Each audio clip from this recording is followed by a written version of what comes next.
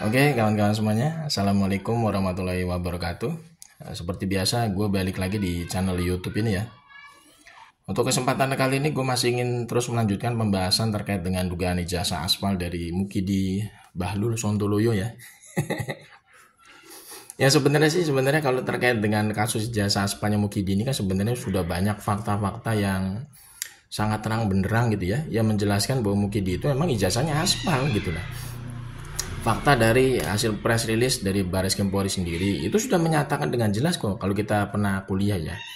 Mana mungkin ya seorang mahasiswa itu bisa lulus, bisa wisuda, bisa punya ijazah kalau dapat nilai D sebanyak 6 mata kuliah. Itu jelas transkrip nilainya Mukidi itu.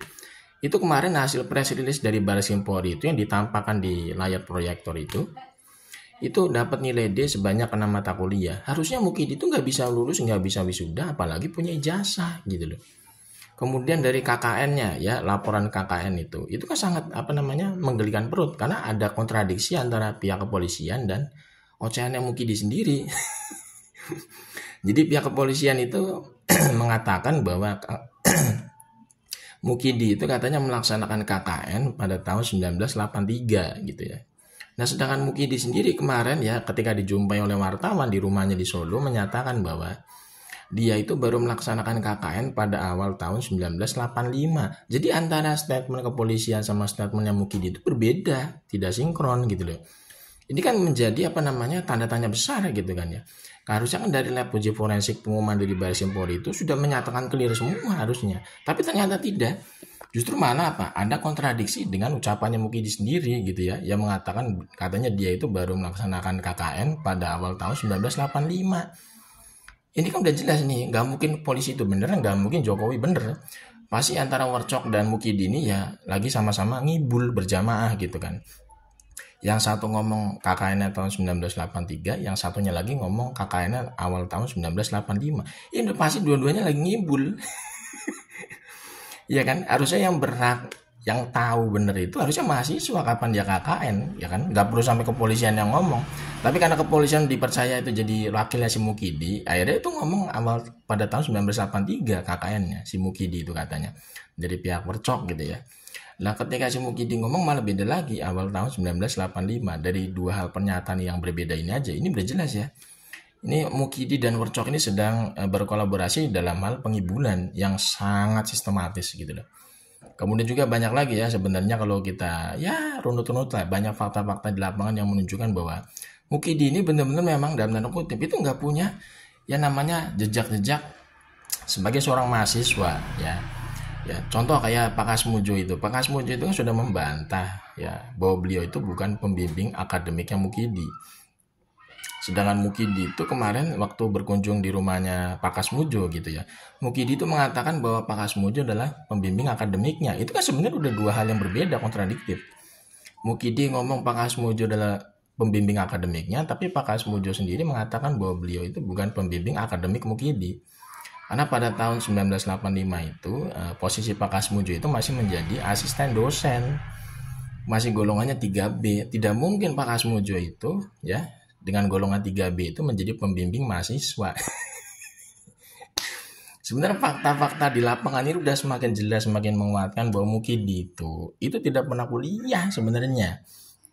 Bukan hanya terkait dengan ijazahnya yang 11.000 triliun persen dia diduga aspal itu, tapi yang paling mendekati kemungkinan sangat besar juga itu adalah Mukidi belum pernah yang namanya kuliah gitu, nggak pernah kuliah lah intinya gitu loh. Ini sebenarnya sangat menggelikan ya kalau kita lihat fakta-fakta di lapangan yang menunjukkan sekali gitu ya. Bagaimana Mukidi ini sudah melakukan berbagai macam pengibulan secara publik ya, kebohongan publik gitu ya.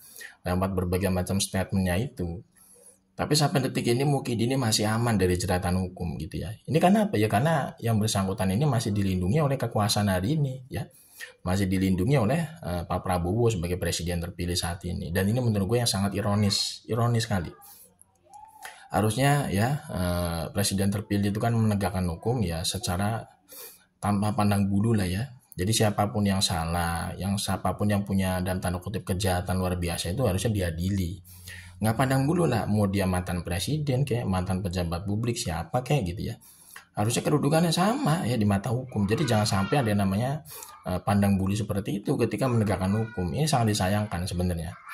Kepada kekuasaan hari ini gitu ya, kita sebenarnya berharap ya Pak Prabowo ini bisa menegakkan hukum seadil-adilnya sebagai presiden terpilih, sekaligus menjadi panglima tertinggi negara, panglima tertinggi hukum di negara ini gitu ya. Menurut gue sangat disayangkan lah ya. Ya cuman ya kita nggak bisa berharap banyak, kita sebagai rakyat Indonesia kan cuma bisa bersuara seperti ini ya. Mudah-mudahan ya suara kita suatu saat bisa didengar oleh Pak Prabowo gitu kan. Karena kita juga menitipkan banyak hal kita sebagai rakyat itu menitipkan banyak hal kepada Pak Prabowo ya sebagai pemimpin hari ini gitu ya. Jadi jangan sampai permasalahan seperti ini itu istilahnya berlarut-larut ya, tidak diselesaikan secara hukum dengan kejujuran gitu ya. Karena nanti bisa menjadi presiden buruk bagi bangsa ini ke depannya. Nanti muncul mukidi-mukidi berikutnya ya ketika dalam kontestan pemilu itu mendaftarkan diri menjadi capres. Ini kan sangat berbahaya gitu ya. Di mana orang yang riwayat akademiknya nggak jelas, ijazahnya abal-abal, tiba-tiba mendaftarkan diri menjadi calon presiden. Ini kan sangat berbahaya gitu ya bagi bangsa ini selama beberapa pemilu tahun ke depan gitu ya. Karena tidak ada namanya dalam tanda kutip ya efek jerah ya. Tidak ada namanya jurisprudensi hukum untuk mengadili orang yang jelas-jelas ya menggunakan ijazah aspal gitu kan dalam kontestasi pemilu. Makanya ini perlu menurut gue sekarang kuncinya ketika Mukidi ini sudah tidak punya kekuasaan lagi sebagai presiden. Ya harusnya sekarang saatnya ya orang seperti ini itu bisa diadili lewat hukum gitu kan. Ya sekarang punya semacam ya punya power lah, punya kekuasaan hari ini ya presiden lah, sekarang Pak Prabowo gitu ya, karena beliau lah sekarang yang bisa mengendalikan semua aparatur penegak hukum gitu kan sebagai bawahannya.